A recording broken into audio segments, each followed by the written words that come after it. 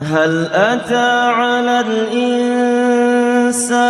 حين من الدهر لم يكن شيئا مذكورا إنا خلقنا الإنسان من نطفة أمشاج نبتليه فجعلناه سميعا بصيرا. Kita mulai langsung ya. Assalamualaikum warahmatullahi wabarakatuh.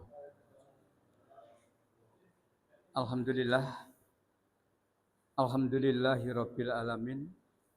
Asyhadu an la ilaha illallah wahdahu la syarikalah wa asyhadu anna Muhammadan abduhu wa rasuluh.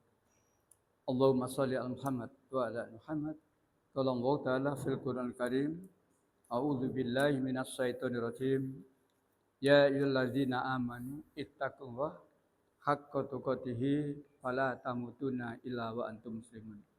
Wa qala ta'ala aidan wa may yabtaghi ghairal islam fala yuqbala minhu wa huwa fil akhirati minal khasirin. Sadaqallahu. Ibu-ibu serta Bapak sekalian, jamaah salat maghrib Masjid As-Sakinah yang senantiasa dimuliakan Allah. Alhamdulillah, marilah kita selalu bersyukur, utamanya kita masih dijadikan oleh Allah menjadi orang-orang yang beragama Islam, orang-orang yang beriman. Ini yang paling, yang tidak ada tara bandingannya. Dari situlah maka selanjutnya mari kita jaga baik-baik. Bahkan kita tingkatkan kualitasnya. Tidak sekedar dijaga keislaman kita, tidak sekedar dijaga keimanan kita, tapi ayo dijaga, ditingkatkan kualitasnya. Sehingga dengan Islam yang berkualitas, iman yang berkualitas akan membuahkan amal soleh, amal soleh, amal soleh. Dengan iman yang berkualitas, berani menyatakan yang hak adalah hak. Dan berani menyatakan yang batil adalah batil. Salawat dan salam semoga tetap tercurahkan kepada junjungan kita Rasulullah Nabi Muhammad SAW dan seluruh pengikut-pengikutnya hingga akhir zaman nanti. Kita awali ngaji kita malam hari ini dengan baca basmalah. Bismillahirrahmanirrahim. Ibu Bapak yang saya hormati, yang dirahmati Allah, malam hari ini temanya ayat-ayat Al-Quran yang menjadikan pendeta dan pastor masuk Islam. Jadi yang masuk Islam ini yang saya maksud di sini bukan warga Nasrani yang kaleng-kaleng itu enggak. Artinya tapi ini tingkatnya sudah tingkat pendeta, tingkat pastor. Ya. Berawal dari surat 26 ayat 78. A'udzubillahi minasyaitonir rajim. Alladzi khalaqani fahuwa yahdin. 26 ayat 78. Berangkat dari sini. Yaitu dalam menciptakan aku, maka dia memberi petunjuk padaku. Seluruh manusia ini diciptakan oleh Allah. Dialah yang menciptakan aku. Dialah yang menciptakan manusia seluruhnya ini. Termasuk yang menciptakan jagat raya dengan segala isinya ini. Kepada kita manusia, dialah yang menciptakan aku dan dialah yang beri petunjuk padaku. Semua orang yang telah diciptakan oleh Allah sudah diberi petunjuk. Nah tinggal orangnya. Walaupun sudah diberi petunjuk, manusia tidak semuanya mau menerima petunjuk itu. Makanya ada terbelah menjadi dua. Surat 64, surat At-Taghabun ayat 2. 64 ayat 2.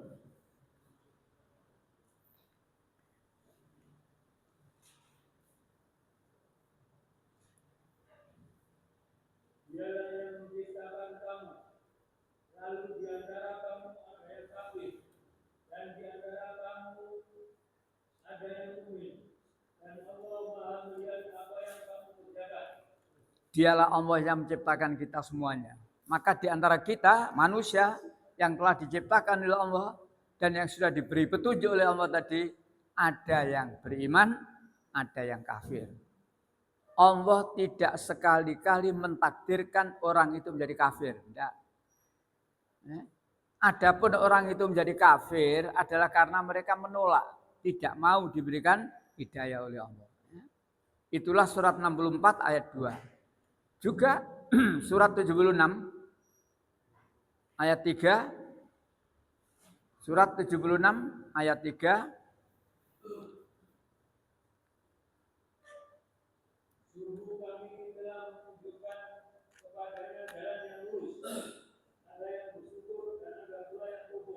Ada yang bersyukur, tapi juga ada yang kufur. Alhamdulillah kita tidak menjadi orang yang kufur, tapi kita menjadi orang yang bersyukur. Alhamdulillah kita tidak menjadi orang yang kafir, tapi kita menjadi orang yang beriman. Ibu Bapak yang saya hormati, yang dirahmati Allah. Ada kalanya orang itu memilih kafir dan kemudian dalam kehidupannya ya, terus kafir, terus menolak, terus tidak mau, terus diberikan hidayah tidak mau. Sampai mati, maka mereka jelas tempatnya. Ya, hidup dalam kekafiran sampai mati, kafir. Tidak ngel-ngel. Ya. Nah, tapi ada juga yang awalnya beriman. Awalnya Islam, awalnya beriman. Tapi dalam kehidupan, ya karena dunia ini godaannya memang daya tariknya memang sangat besar. Sehingga tidak sedikit di antara orang yang beriman menukar iman itu dengan kekafiran. Satu contoh surat 2 ayat 16. Ya, 16. Membeli. Ya, bukan memberi.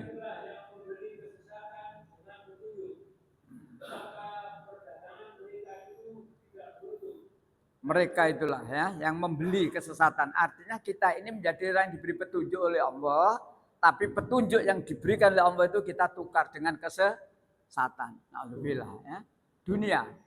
Dunia seperti ini ya. Juga yang hampir sama. Surat 3 177. Jadi Allah mengistilahkan membeli, menukar dan sebagainya itu. 3 177.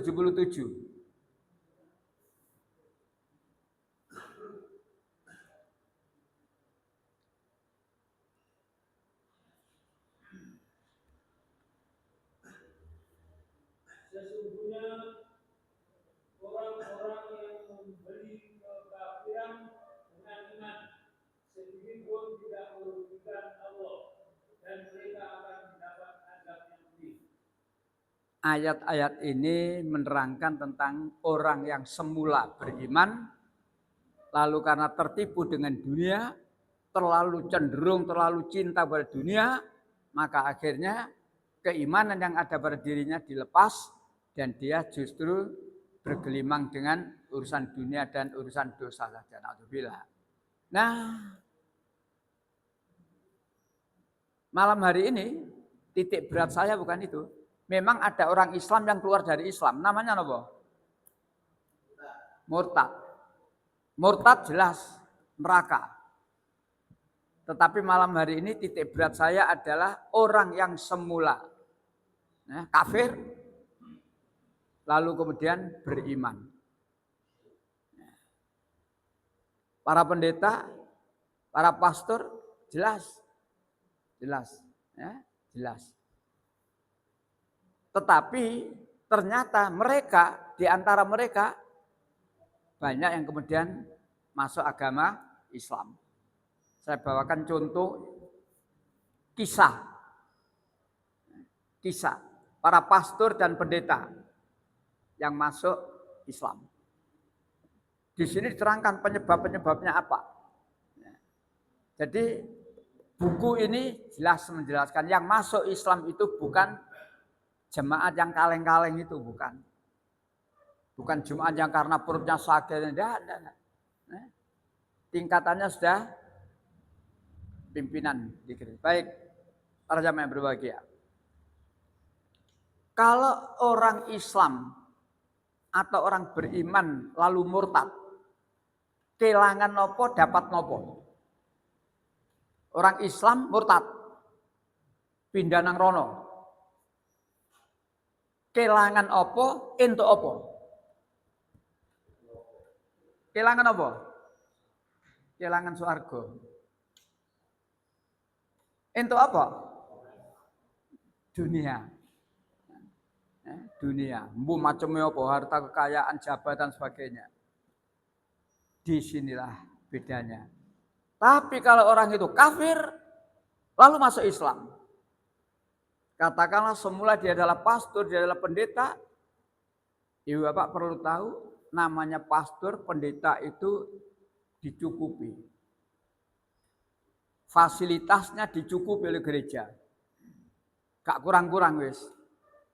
Tapi kalau dia kemudian keluar, seluruh fasilitas itu ditarik kembali. Jadi kalau ada pendeta atau pastor kemudian keluar dan kemudian masuk Islam, kelangan nopo, dapat nopo. Nah, wali aneh mau. Kelangan fasilitas. Ya. Nah, dapat apa? Surga. Asalkan masuknya Islam, kemudian sungguh-sungguh. Tidak sekedar syahadat wis. Karena juga perlu diwaspadai, tidak sedikit pemuda atau pemudi yang semula tidak Islam, lalu masuk Islam. Tujuannya jangka pendek, supaya iso nikah karo wong Islam. Maka saya di Al-Falah dengan beberapa teman di sana, kebetulan saya masih diamanati pembina muhtadin, pembina para mu'alaf. Orang yang sudah bersyahadat, tidak langsung kita berikan sertifikat. Tidak langsung kita berikan sertifikat. Harus mengikuti kegiatan terus. Sampai kemudian teman-teman membuat satu penilaian layak diberikan sertifikat. Karena khawatir begitu saja diberi sertifikat, masuk Islam, dia sudah ancang-ancang akan nikah dengan calonnya yang beragama Islam. Wes, mari ngono hilang. Tetap Islam, tapi Islamnya gak kaupen. Kita tidak ingin itu. Nah, kita kembali. Para pendeta dan pastor yang masuk Islam. Perjamaah yang dirahmati Allah, manusia ini adalah makhluk yang terbaik. Dibanding dengan makhluk-makhluk yang lain, manusia adalah makhluk yang terbaik. Punya kelebihan dibanding yang lain. Apa kelebihannya? Akal. Makhluk yang lain tidak diberikan akal. Nah, sedangkan manusia yang paling menonjol adalah kelebihannya akal. Bahkan di dalam ayat Allah menyatakan laqad khalaqnal insana fi ahsani taqwim. Sungguh manusia itu aku ciptakan dalam keadaan yang paling baik. Dibanding dengan malaikat, manusia lebih baik. Malaikat itu tunduk patuh, titik. Tidak punya inisiatif. Manusia punya inisiatif. Nah, kita lanjutkan. Atau surat 67 ayat 10 berbicara tentang akal.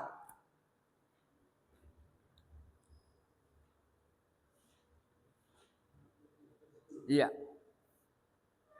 Dan mereka berkata, sekiranya dahulu kami mendengarkan atau memikirkan kebenaran itu, tentulah kami tidak termasuk penghuni neraka yang menyala. Jangan sampai kena ayat ini. Ini ayat penyesalan. Sekiranya dahulu saya mau mendengarkan, saya mau memikirkan, saya mau menggunakan akal saya.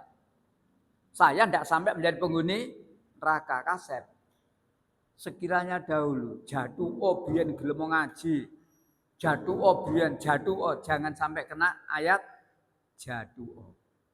Maka mumpung kita masih diberi oleh Allah seperti ini, mari kelebihan yang diberikan Allah kepada kita, ayo kita gunakan cara sungguh-sungguh. Dan bahkan Allah itu mengutuk, mengadab orang-orang yang tidak mau menggunakan akalnya. Kalau tadi penyesalan dari yang bersangkutan, yang di ayat ini surat Yunus ayat 100, surat 10 ayat 100, iya surat 10 ayat 100,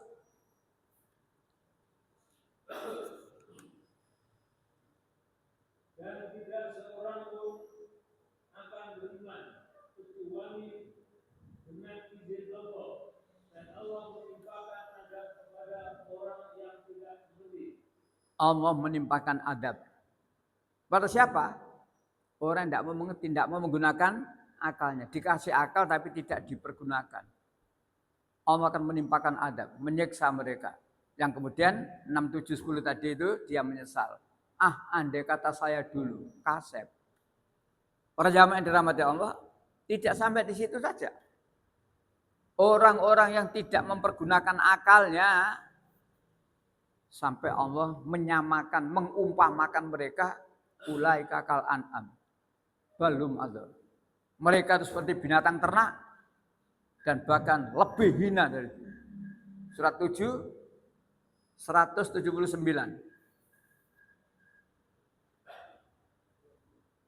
Al-A'raf 179. Ya, surat 7.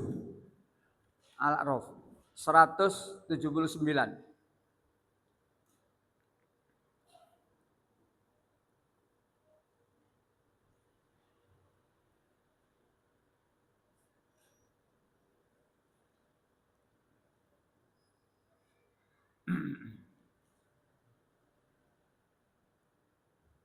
Dan sungguh akan kami isi neraka jahanam banyak dari kalangan jin dan manusia. Manusia yang bagaimana? Mereka memiliki hati, tetapi tidak dipergunakan untuk memahami ayat-ayat Allah. Lanjut. Dan mereka memiliki mata, tidak dipergunakan untuk melihat tanda-tanda kekuasaan Allah. Terus? Dan mereka mempunyai telinga, tidak dipergunakannya untuk mendengarkan ayat-ayat Allah. Terus? Mereka seperti hewan ternak, bahkan lebih sesat lagi. Mereka itulah orang-orang yang enak. Itulah orang-orang yang diberi fasilitas cukup oleh Allah, tapi tidak dipergunakan. Diberi mata, tidak untuk melihat tanda-tanda kuasa Allah. Diberi telinga, tidak untuk mendengarkan ayat-ayat Allah. Diberikan hati, tidak untuk memikirkan, dan seterusnya. Maka Allah mengatakan, ulaika kal an'am. Mereka seperti binatang ternak, balum adzal. Lebih hina lagi. Saya sering membuat contoh, orang yang seperti itu lebih hina dari binatang, artinya kelakuannya seperti itu. Kalau ini sebuah rumah, belakangnya masih ada pekarangan, di belakang itu ada kandang ayam, ada isinya ayam, tapi pintunya lupa tidak tertutup. Malam-malam musang datang, menangkap ayam, paling satu. Ayam ditangkap satu, keok, dimakan. Itu kalau musang. Tapi kalau datang manusia, diangkut itu. Pemiliknya ngelilir, dibunuh itu. Itulah gampang contoh. Jadi manusia yang tidak menggunakan ya, pikiran, pendengaran dan hatinya itu, mereka melebihi binatang ternak. Kekejamannya luar biasa. Ya.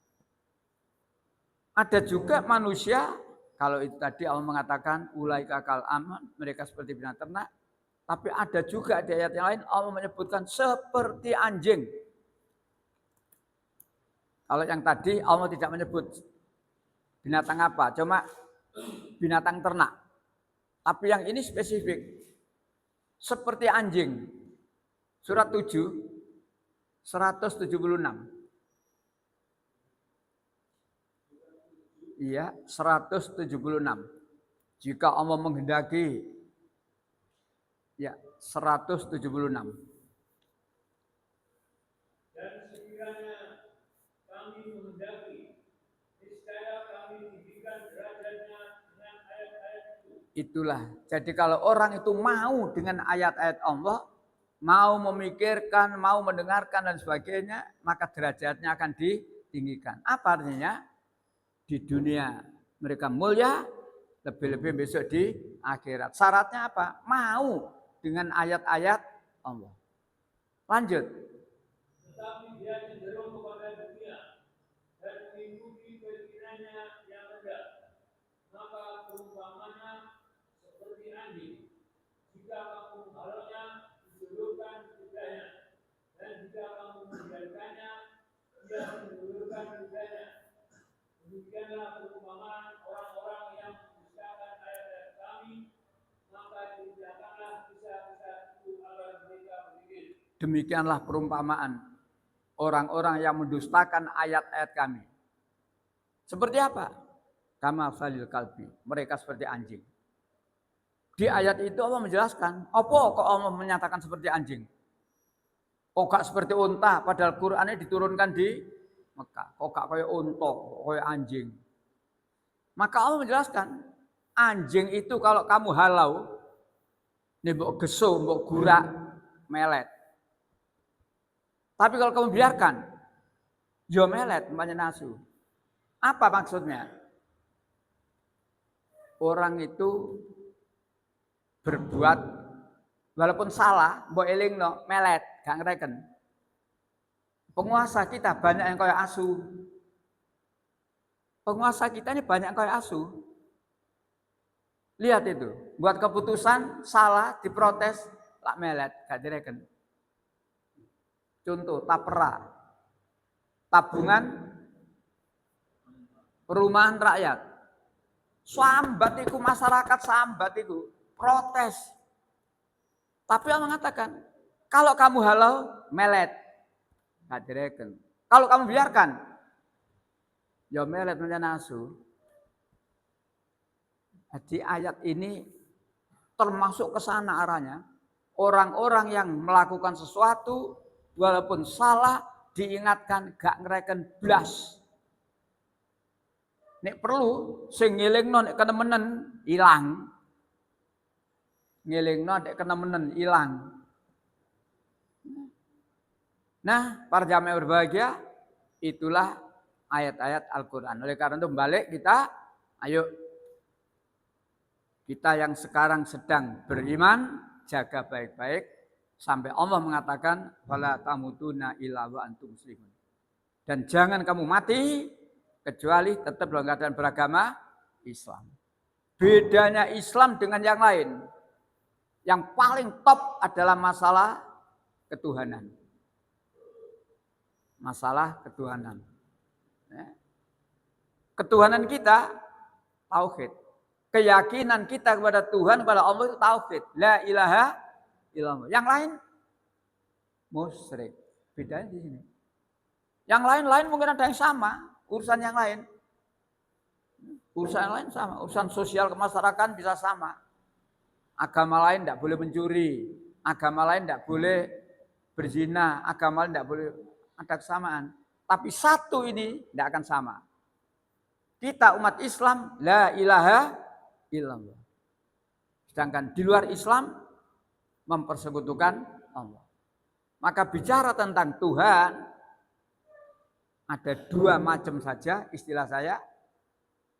Surat 2 ayat 21. Ya ayyuhan nas subudu rabbakumul ladzi khalaqakum wal ladzina min qablikum la'alakum tattaqun. Wahai manusia, sembahlah Tuhanmu yang telah menciptakan kamu dan orang yang sebelum kamu agar kamu bertakwa. Hai manusia, bukan hai orang yang beriman. Hai manusia, seluruh manusia diperintah sembahlah Tuhanmu. Tuhan yang mana? Yang telah menciptakan kamu. Dan yang telah menciptakan orang-orang sebelum kamu. Itulah Tuhan yang harus kamu sembah. Jadi saya mengkategorikan Tuhan itu ada dua. Tuhan yang menciptakan dan Tuhan yang diciptakan. Tuhan yang sebenarnya Allah la ilaha illallah itu adalah Tuhan yang menciptakan. Alhamdulillahirabbil alamin. Segala puji bagi Allah. Rabbil alamin. Tidak sekedar menciptakan, tapi mencipta, mengatur, menguasai dan seterusnya. Itulah ketuhanan menurut Islam. Tidak mencipta toh. Karena kalau mencipta toh terus wis, engko padha karo Brahma. Brahma mencipta alam. Setelah mencipta, siapa sing ngurusi? Wisnu. Wisnu pemelihara alam. Brahma sama Wisnu tukaran. Siwa teko rusak. Itulah kalau ada Tuhan selain Allah. Mereka semua ada binasa. Kembali kepada surat 2:21. Hanya ada dua kategori ketuhanan. Satu, Tuhan yang menciptakan. Samakah yang menciptakan dengan yang tidak menciptakan? Tidak sama. Surat An-Nahl, surat 16, ayat 17. Dan tidak sama.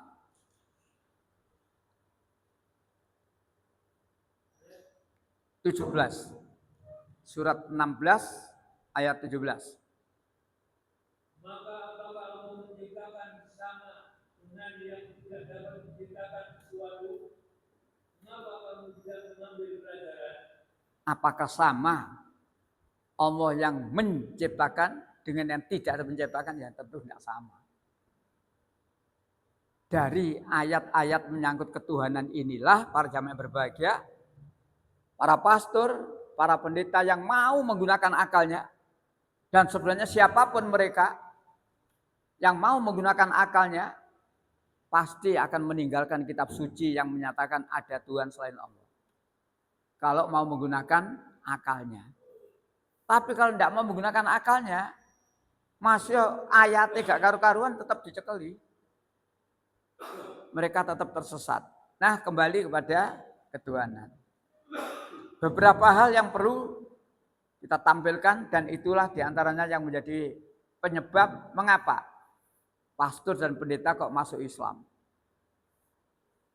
Mereka meyakini adanya Trinitas, adanya Tuhan selain Allah. Dan suatu ketika salah satu di antara Trinitas ini ada yang mati. Trinitas itu terdiri dari Tuhan Bapa, Tuhan Anak, Roh Kudus. Trinitas. Suatu ketika salah satu di antaranya ini mati. Loh, sebenarnya ini caca sudah buyar isan. Mati. Tuhan mati. Maka dalam banyak hal, ayo satu masalah dilihat dari Alkitab dan juga dilihat dari Al-Quran. Di dalam Al-Quran jelas.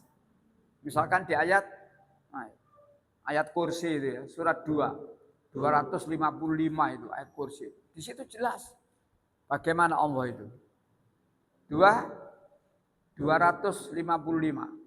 dikenal dengan ayat kursi itu. Allah tidak lagi Tuhan selain Dia yang Maha Hidup. Yang terus-menerus mengurus makhluknya. Tidak mengantuk dan tidak tidur. Miliknya apa yang ada di langit dan apa yang di bumi. Tidak ada yang dapat memberi syafaat di sisinya tanpa izinnya. Dia mengetahui apa yang di hadapan mereka dan apa yang di belakang mereka. Dan mereka tidak mengetahui sesuatu apapun tentang ilmunya melainkan apa yang Dia kehendaki. Fungsinya meliputi langit dan bumi. Dan Dia tidak merasa berat memelihara keduanya. Dan Dia Maha Tinggi Maha Besar. Dari ayat itu kalau kita uraikan, itu saja sebenarnya sudah cukup membuat mereka yang menuhankan selain Allah. Allah, mereka yang kekal, tidak akan mati. Logikanya lah ini Allah itu mati, terus apa sih ngurusi jagat raya ini? Allah tidak pernah ngantuk, tidak pernah lapar. Tapi dalam ketuhanan yang Trinitas itu disebutkan suatu ketika Yesus yang menurut orang Kristen itu dikatakan sebagai Tuhan, diyakini sebagai Tuhan, suatu ketika lapar. Orang laparnya butuh apa? Makan. Dan ini ceritanya di Alkitab. Di sana nampak ada pohon ara. Jadi ada pohon yang sedang berbuah. Pohon ara. Dia mendatangi pohon itu. Dengan harapan pohon itu sedang berbuah dan kemudian dia ngambil buahnya. Karena dia lapar. Datang ke sebuah pohon dengan harapan pohon itu berbuah, dia bisa mengambil buahnya. Ternyata nyampe di sana, pohon itu tidak berbuah. Istilah saya, Tuhan kecelek. Kalau di Al-Quran jelas, Allah itu Maha tahu, apalagi yang sudah kelihatan. Sesuatu yang dirahasiakan oleh manusia saja Allah Maha tahu. Nah, setelahnya dia kecelek, melihat pohon itu tidak berbuah, emosi. Maka pohon itu dikutuk. Mulai saat ini. Dikutuk. Tidak berbuah selama-lamanya. Dalam dialog saya bilang, mestinya tidak begitu. Dia datang ke sana tadi kan lapar, butuh apa? Butuh makan. Mestinya pohon yang tidak berbuah tadi, Yesus harus mengatakan, berbuahlah kamu. Supaya saya bisa mengambil buahnya. Itu kalau menggunakan akalnya. Tapi itulah yang ada dalam Alkitab. Yesus tidur. Naik perahu, tidur bersama murid-muridnya. Kalau Quran jelas, Allah tidak tidur. Nanti tinggal turu ya Allah. Pendek kata dari satu ayat itu saja diuraikan, berbagai hal ketemu, ketidakbenaran keyakinan orang-orang Nasrani dibanding dengan keyakinan kita. Dan masih banyak lagi para jamaah yang berbahagia, maka saya katakan intinya, kalau orang-orang itu mau membaca Alkitabnya sendiri dengan menggunakan akalnya, ketemu ayat-ayat yang benar, artinya benar di sini, ayat-ayat yang sama dengan Al-Quran, ini ayat yang benar, pasti masuk Islam. Atau ketemu ayat yang bertentangan dengan Al-Quran. Contohnya, Nabi Muhammad datang menurut Allah itu surat 21 ayat 107 ya. Wa ma arsalnaka illa rahmatan lil alamin. Surat 21. 107, iya. Wa ma arsalnaka illa rahmatan lil alamin. Dan kami tidak mengutus Muhammad melainkan untuk menjadi rahmat bagi seluruh alam. Nabi Muhammad diutus oleh Allah dengan membawa rahmat. Di dalam Alkitab saya bandingkan Yesus diutus oleh Allah bawa apa? Tidak ada keterangan bawa rahmat. Justru Yesus berkata dalam Alkitab, jangan kamu menyangka aku datang ke muka bumi untuk bawa damai. Aku datang ke muka bumi bukan untuk bawa damai, melainkan bawa pedang. Menjadikan seisi rumah bercerai-berai dan seterusnya. Jadi ayat itu dibanding dengan surat Al-Anbiya tadi beda. Kehadiran Yesus tidak membawa kedamaian, tidak membawa rahmat, tapi membawa perpecahan tadi. Kehadiran Nabi Muhammad jelas rahmatan lil alamin. Dari sini saja kalau mereka mau berpikir itu tadi ditinggal. Cuma itu risikonya dengan dia meninggalkan kependetaannya, kepasturannya, seluruh fasilitas diminta kembali. Para jamaah yang berbahagia, pengakuan. Ada pengakuan di dalam Alkitab tentang Yesus. Ngaku sebagai apa dia? Yesus ngaku bahwa dia sebagai utusan Tuhan. Walaupun masyarakat Nasrani menganggap, meyakini dia adalah Tuhan. Ingat ya, Yesus itu berkata, mengakui bahwa dirinya sebagai utusan Tuhan. Jadi ini pengakuan yang polos, pengakuan yang jujur. Tapi masyarakat Nasrani menganggap, meyakini Yesus adalah Tuhan. Nah di sini. Lalu yang benar yang mana? Ayat-ayat Alkitab kita tunjukkan dulu. Ini loh pengakuan Yesus. Ini loh pengakuan Yesus. Aku ini hanyalah utusan Dia. Aku tidak bisa berbuat menurut kehendak aku sendiri. Melainkan kehendak Dia yang mengutus aku. Ayat itu ada beberapa di dalam Alkitab. Yesus jujur, aku tidak bisa berbuat menurut kehendakku sendiri. Melainkan menurut kehendak Dia yang mengutus aku. Jadi aku ini hanyalah utusan. Maka kita bawa kepada Al-Quran. Di dalam Al-Quran Allah juga menerangkan Nabi Isa itu adalah utusan Allah. Tidak ada Al-Quran mengatakan bahwa Nabi Isa itu anak Tuhan, tidak ada. Apalagi Nabi Isa adalah Tuhan. Dalam Al-Quran sama. Yang kedua, Yesus mengakui dirinya sebagai utusan Tuhan. Dan lebih khusus lagi, saya diutus oleh Allah kepada siapa? Bani Israel. Ini pengakuan jujur dari Yesus. Nah, sama dengan Quran. Quran juga menerangkan seperti itu. In huwa ila abdun. Jadi terangkan dalam Al-Quran itu ya. Isa itu hanyalah hamba Allah. Hamba. Yang kemudian dia dipilih menjadi nabi. Untuk siapa? Untuk Bani Israel. Jadi sama. Ayat yang sama dalam Alkitab dengan Al-Quran, inilah firman Allah yang belum dirubah. Dan ayat-ayat yang seperti inilah yang membuat pendeta dan pastor kemudian masuk Islam. Jadi kalau penjenengan harus mencari endi ayate, carikan ayat-ayat yang di Alkitab yang kemudian sama dengan Al-Quran. Contohnya, Nabi itu diberi mukjizat. Termasuk Nabi Isa atau Yesus itu diberi mukjizat. Jadi kalau penjenengan dipameri orang Kristen, Yesus itu bisa menyembuhkan orang yang buta sejak lahir. Yesus bisa, banyak sekali mukjizatnya Yesus dalam Alkitab.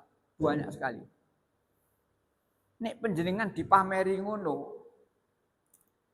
jawabe utawa bantahe ana apa? Ana Kristen pamer, Yesus iku iso ngene. Ya napa komentar sampean? Jawabe. Gampang. Tidak heran. Loh kok tidak heran? Ya. Kalau dalam Alkitab diterangkan Yesus itu bisa menyembuhkan orang yang sakit sopak, orang yang buta, orang yang lumpuh, orang pendek kata, banyak sekali. Katakan, itu hanyalah mukjizat. Menurut mereka, bukan mukjizat. Yesus bisa begini ini karena Yesus adalah Tuhan. Di sini bedanya keyakinannya. Tegaskan, itu hanyalah mukjizat. Dari mana saya bisa mengatakan mukjizat? Apa yang Anda katakan bahwa Yesus bisa begini, itu diterangkan dalam Al-Quranul Karim. Terutama surat 5, 110. Jadi mukjizatnya Nabi Isa diterangkan itu. 5, Al-Maidah 110.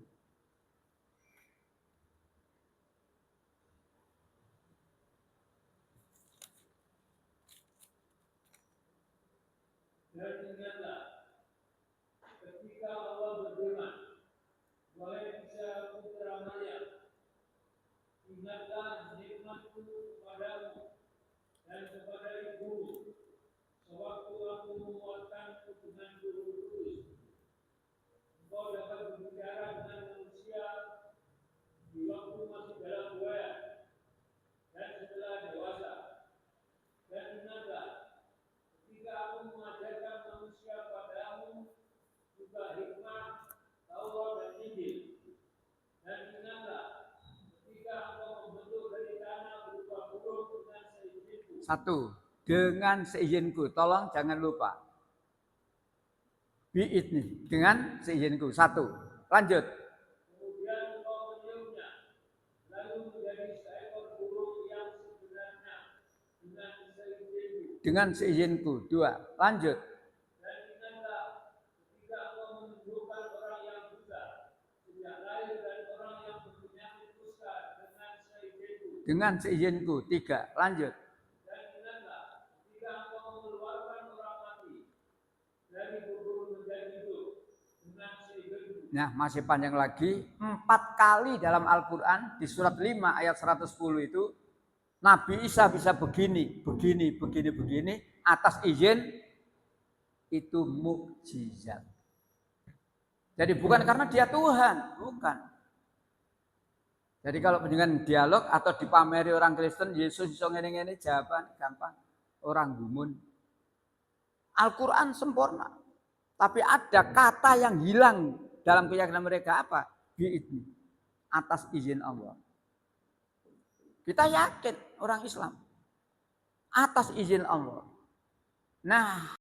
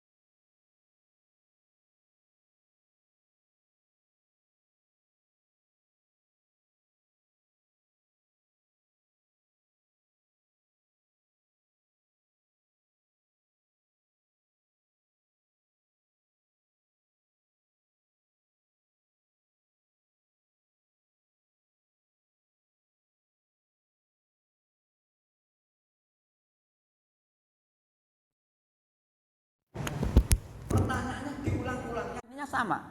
Adakah Tuhan selain Allah yang bisa begini? Lanjut, ayat 62. Bukankah dia Allah yang memperkenankan doa orang yang dalam kesulitan apabila dia berdoa kepadanya dan menghilangkan kesusahan dan menjadikan kamu manusia sebagai khalifah pemimpin di bumi? Apakah di samping Allah ada Tuhan yang lain? Apakah di samping Allah ada Tuhan yang lain yang bisa seperti itu? Pertanyaan ini diulang sampai 5 kali. Jadi surat 27, surat An-Naml, mulai ayat 60 sampai ayat 64. 5 kali pertanyaan, pertanyaan sama. Adakah Tuhan selain Allah yang bisa ini, bisa ini, luar biasa. Itulah diantara mengapa para pastor dan pendeta kemudian meninggalkan kepastorannya, kependetaannya karena dia sadar. Oh, ternyata keyakinan saya selama ini tersesat.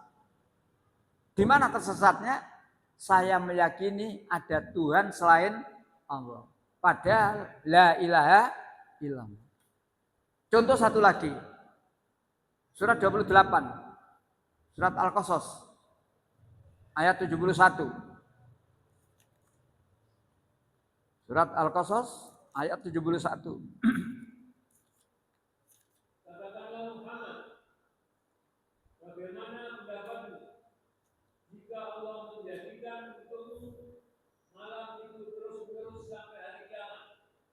Siapakah Tuhan selain Allah yang akan mendatangkan sinar terang padamu? Tantangannya itu. Ya. Kalau Allah menjadikan malam ini terus-menerus sampai kiamat, adakah Tuhan selain Allah yang bisa mendatangkan terang? Jangan lagi gelap sampai kiamat. Listrik padam sak jam ngene bingung. Gak duwe lampu. Allah menjadikan malam terus-menerus sampai kiamat. Kebalikannya ayat berikut 72. Dan adalah karena rahmatnya Dia jadikan untukmu malam dan siang agar kamu beristirahat pada malam hari dan agar kamu mencari sebagian karunia-Nya pada siang hari dan agar kamu bersyukur kepadanya. Ayat 72. Ya. Jadi Allah menjadikan terang terus-menerus. Siapa yang bisa mendatangkan gelap? Jadi dua-duanya diterangkan oleh Allah. Kalau tadi Allah menjadikan malam atau gelap, siapa yang bisa mendatangkan terang? Sekarang sebaliknya. Para jamaah yang berbahagia,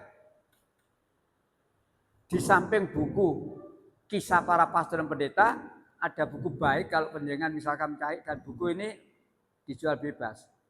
Bible, Quran, dan sains modern. Jadi tentang sains modern diterangkan contoh saja. Seorang penyelam yang memang luar biasa. Luar biasa. Sudah menyelami sekian banyak samudra. Tapi suatu ketika dalam dia menyelam, dia merasakan di laut ini airnya tawar. Sedangkan di laut ini pula, dalam satu laut itu airnya asin. Dan ini terbentung. Terbentung dalam arti bukan kok ditemboki, bukan. Selalu terpisah, tidak akan bercampur antara air yang tawar dengan air yang asin ini. Dan itu dia jelajah kemana-mana. Lalu dia cerita tentang keanehan ini. Nah, dalam dia menceritakan keanehan yang dialami inilah, maka seorang alim menyatakan, tidak usah heran, itu di Quran sudah diterangkan. Jadi kalau kamu keheranan karena ada air yang terbelah, seolah-olah ada dinding yang memisahkan ini air tawar dengan air asin, karena kamu memang belum tahu Quran. Surat 25. Surat Furqan ayat 53.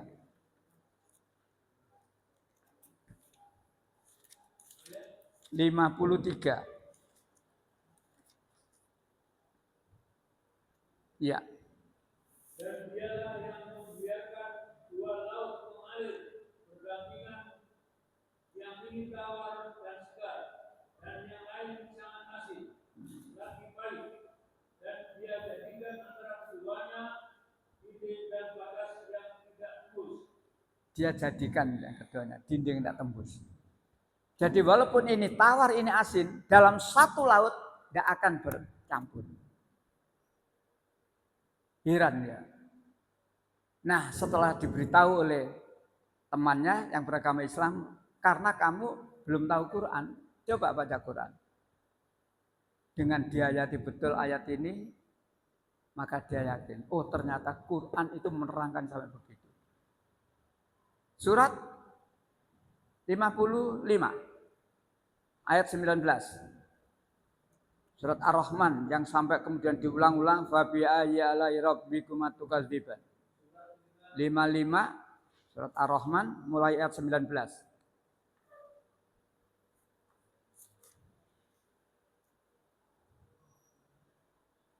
Ayat 19. Membiarkan dua dua laut mengalir, keduanya bertemu. Lanjut. Di antara keduanya ada batas Nah, ada batas yang tidak akan bercampur. Lanjut. maka nikmat Tuhanmu yang manakah yang kamu dustakan? Ditanya berulang-ulang setelahnya menerangkan itu. Inilah kisah seorang penyelam yang luar biasa hebatnya, yang kemudian masuk Islam hanya karena menemui itu aja. Terakhir, karena sudah Isya, ini menyangkut ilmu kedokteran, objin. Surat 39, Az-Zumar, ayat 6. Surat Az-Zumar, ayat 6. Iya. Nanti tempatnya di tengah-tengah itu ya. Dia menciptakan kamu dari diri yang satu. Kemudian darinya dia jadikan pasangannya dan dia menurunkan 8 pasang hewan ternak untukmu. Dia menjadikan kamu dalam perut ibumu. Kejadian demi kejadian dalam 3 kegelapan. Kejadian demi kejadian dalam 3 kegelapan. Terus yang membuat demikian itu adalah Allah, Tuhan kamu, Tuhan yang memiliki kerajaan. Tidak ada Tuhan selain Dia. Maka mengapa kamu dapat dipalingkan? sebuah kisah dokter spesialis objin membaca, waktu itu ada pameran sepotong ayat ini. Dia beragama Kristen, membaca sepotong ayat ini. Allah menjadikan kamu dalam perut ibumu 3 kegelapan. Yang dimaksud 3 kegelapan itu kegelapan dalam perut, kegelapan dalam rahim, dan juga kegelapan dalam selaput. Lebih luas lagi, maka diterangkan lebih mendalam lagi yang dimaksud 3 kegelapan itu ialah 1. Jadi bayi dalam rahim itu, di dinding rahim itu, jadi ada selaput yang menyelimuti 3 lapisan. 1, lapisan sebelah luar ialah selaput perut yang disebut peritoneum, yang disebut juga perimetrium, lapisan sebelah luar. Lapisan tengah yang tebal, lapisan otot-otot dan sedikit jaringan pengikat atau disebut myometrium. Yang terakhir, lapisan sebelah dalam. Itulah lapisan selaput lendir yang juga disebut endometrium. Seorang ibu akan melahirkan, tanda akhirnya itu kalau ketuban. Jadi kalau ketuban pecah, ini menunjukkan selaput dalam itu sudah karek etok. Maka dokter spesialis objin tadi dengan membaca itu dia berpikir, dia meneliti lebih dalam lagi, mencocokkan ilmunya. Ternyata benar. Ilmu yang dikuasai selama ini, dipraktekkan selama ini, ternyata di Quran menerangkan, sehingga dia, Dr. S.A. Gulam, lektor kepala dalam ilmu kebidanan dan penyakit kandungan pada Fakultas Kedokteran UI Jakarta. Dalam bukunya, Ilmu Kebidanan, jilid 1 halaman 33. Jadi mereka masuk Islam itu tidak sekedar dengan ayat-ayat yang seperti tadi, tapi juga menyangkut tentang ilmu pengetahuan. Nah, untuk yang menyangkut ilmu, Bapak Ibu bisa punya ini, Bible, Quran, dan sains modern. Jadi tentang apa, Quran bagaimana, Bible bagaimana, di situ akan nampak sekali. Baik, sampai di sini. Sekali lagi intinya, mereka yang semula kafir, oh ya, ayat yang paling menohok, saya lupa, ayat yang paling menohok, sehingga dia betul-betul sadar itu. Karena apa? 5:17, 5:72, 5:73.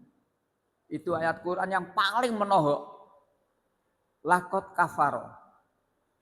Sungguh telah kafir. Ya, 5:17. Sungguh telah kafir orang yang berkata, sesungguhnya Allah itu dialah Al-Masih Ibn Maryam. Stop sampai di situ. Kafir. Orang yang menuhankan Al-Masih putra Maryam berarti kafir. 572? Ya, 572. Kalau tadi 517, tiga-tiganya dimulai dengan lakot kafaro. Sungguh telah kafir orang yang berkata, sesungguhnya Allah itu dialah Al-Masih putra Maryam. Sama, ya. Uraian juga benar. Terakhir 73. Sungguh telah kafir orang-orang yang mengatakan bahwa Allah adalah satu dari yang tiga. Trinitas. Kafir. Kalau mereka berkeyakinan Allah itu salah satu dari tiga Trinitas, kafir ya. Nah, itulah ayat yang paling menohok setelah direnungkan. Dan alhamdulillah saya katakan yang masuk Islam tadi bukan yang kaleng-kaleng, tapi statusnya pendeta, pastor dan sebagainya.